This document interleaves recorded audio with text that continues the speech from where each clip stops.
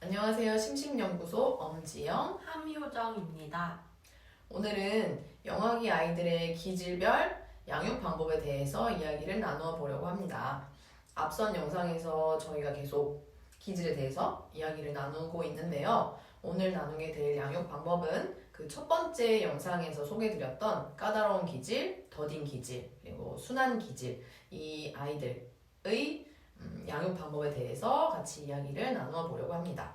그러면 기질별로 아이들 양육하는데 어떤 어려움이 있는지 먼저 알아보면 좋을 것 같은데요. 먼저 까다로운 기질의 아이를 키우는데 어떤 어려움이 있을까요?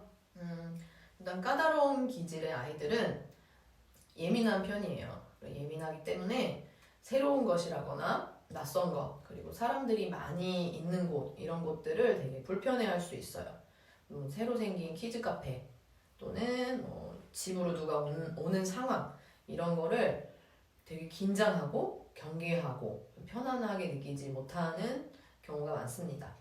부모님들 입장에서는 아이들한테 이것저것 많은 경험도 시켜주고 싶고 많은 자극도 제공해주고 싶기 때문에 사람들을 만나는 자리를 마련해 준다거나 재미있게 놀 수 있는 그런 공간에 데려가거나 하는 때가 있는데, 아이들 입장에서는 부모님 마음처럼 막 탐색을 많이 한다거나 호기심을 많이 보인다거나 그러기보다는 좀 움츠려들고 경계하고 긴장하고 불안해하는 모습을 보여서 부모님 입장에서는 조금 답답하게 느껴지실 수도 있을 것 같아요. 또 이 아이들 같은 경우에는 규칙적인 거를 더 선호하는 편이에요. 정해진 순서가 있는 것 또는 내가 주로 해오던 익숙한 방식, 이런 것들을 더 선호하는 편이고, 어른들도 마찬가지로 루틴을 가지고 있는 경우가 있잖아요. 그런 경우라고 좀 생각을 해주시면 될 것 같아요. 그처럼 아이들도 갑작스러운 상황보다는 좀 예상할 수 있는, 예측할 수 있는 그런 상황들을 더 편안하게 느끼는 편입니다. 근데 우리가 살다 보면 갑자기 준비해서 어디를 막 가야 하는 그런 상황들이 생기게 되잖아요. 예상치 못한 상황이기 때문에 아이들한테는 막 불안을 유발할 수 있어서 떼를 쓴다거나 또는 가지 않겠다고 막 고집을 부린다거나 울며 불며 어른들을 좀 당황시키게 만들 수도 있어요. 그리고 까다로운 기질 아이들은 작은 자극에도 기분의 변화가 금방 나타나서 감정 조절을 조금 힘들어하는 편이에요. 작은 자극에도 심하게 울어서 달래기가 어려울 수도 있고, 또 울 때에도 막 소리를 지르면서 운다거나 얼굴이 막 새빨개지도록 그리고 땀을 뻘뻘 흘릴 정도로 우는 경우도 많이 있습니다. 달래려는 사람을 좀 발로 막 찬다거나 막 꼬집으려고 한다거나 그런 경우도 있고, 짜증을 많이 내는 걸로 표현하는 친구들도 있어요. 그래서 어른들 입장에서 아이를 달래주려고 하는 그 부모님이나 어른들 입장에서는 인내심의 한계를 느끼게 되기도 하고, 어떻게 대응해야 될지 막연하게 느끼게 된다거나 또는 아이들이 격해진 그 감정처럼 부모님들도 격하게 좀 감정적으로 대응할 수도 있습니다. 드라마에서 보면 마트나 간식 코너에서 들어눕고 울고 떼쓰는 친구들의 장면을 이제 본 적이 있어요. 까다로운 기질의 아이들에 대해서 듣다 보니까 그 장면들이 생각이 나는데요. 그렇다면 까다로운 기질을 양육하는 부모님들께서 이제 아이들을 어떻게 대해주면 좋을까요? 이 까다로운 기질의 아이들이 예민하다고 했잖아요.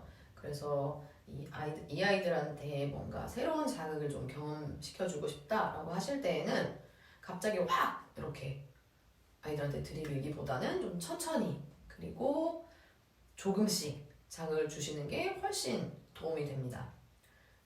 까다로운 기질의 아이들도 새로운 거를 싫어하는 거는 아니에요. 흥미가 있지만 그것에 적응하는데 좀 시간이 걸릴 뿐이거든요. 그래서 새로운 경험을 시켜주고 싶다. 그리고 새로운 곳에 가야 한다. 새로운 곳에 적응해야 한다. 라고 할 때는 갑작스럽게 아이가 그것을 대면하게 하기보다는 사전에 미리 이야기를 좀 나눈다거나 사진이나 그림, 영상 이런 것들을 통해서 아이가 미리 마음의 준비를 좀 할 수 있도록 도움을 주시면 훨씬 좋을 것 같아요. 그리고 아기들은 오감놀이를 많이 하잖아요. 촉각 자극을 주는 놀이의 예를 들어보면 처음에는 손가락 끝으로 시작해서 점차 손바닥, 양손 이런 식으로 천천히 단계별로 자극을 줄 수도 있을 것 같아요. 맞아요. 그리고 이 까다로운 기질의 아이들이 울 때, 때를 쓸 때 되게 심하게 때를 쓰잖아요. 이럴 때에도 이 아이들이 이미 감정이 격해져 있는 상황이기 때문에 부모님들께서 감정적으로 대응을 하게 되다 보면 이 감정적으로 대응하는 것 자체가 다시 아이들한테 자극을 줄 수가 있어요. 그래서 이 감정이 조금 가라앉은 다음에 아이들을 대면하고 상황에 대응해 주시는 게 좋습니다. 부모님들이 화가 나서 차분하게 대응하기 힘드실 때에는 잠시 아이와 떨어져 있는 것도 도움이 될 것 같아요. 집이라면 방을 옮길 수도 있고, 바뀌면 아이가 위험하지 않게 아이가 보이는 곳에 조금 떨어져서 화를 가라앉히고 차분한 목소리로 이제 짧고 간결하게 아이가 어떻게 이야기해야 할지 올바른 대처 방법을 설명해 주시면 더욱 도움이 될 것 같아요.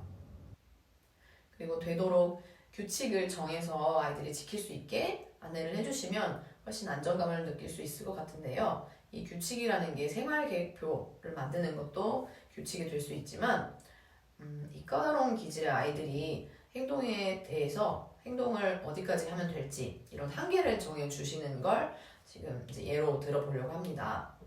만약에 아이와 함께 어디를 방문하게 되었다라고 할 경우에는 우리가 몇 시에 출발을 할 것인지, 그리고 어디에 가는지, 그곳에서 누구를 만나게 되는지, 또 얼마 동안 그곳에 머물게 될지, 그리고 혹시라도 아이가 그곳에 가서 하지 말아야 할 행동이 있다면 그런 다양한 것들을 아이한테 사전에 정보를 제공해 주시면 훨씬 도움이 될 것 같습니다. 아직 말을 하지 못하는 아기들 같은 경우에는 규칙적인 생활 패턴을 유지해주면 좋을 것 같은데요. 되도록 같은 시간에 수유를 하거나 잘 시간에 일정하게 시간이 유지될 수 있도록 이제 아이가 따르지 않더라도 일관된 태도로 아이를 대해주시는 것이 중요할 것 같습니다. 실제로 아기가 목표에 맞게 행동하지 않더라도 잘 시간에는 신뢰를 얻게 하는 것처럼 환경을 조성해주는 것도 좋은 방법일 것 같아요.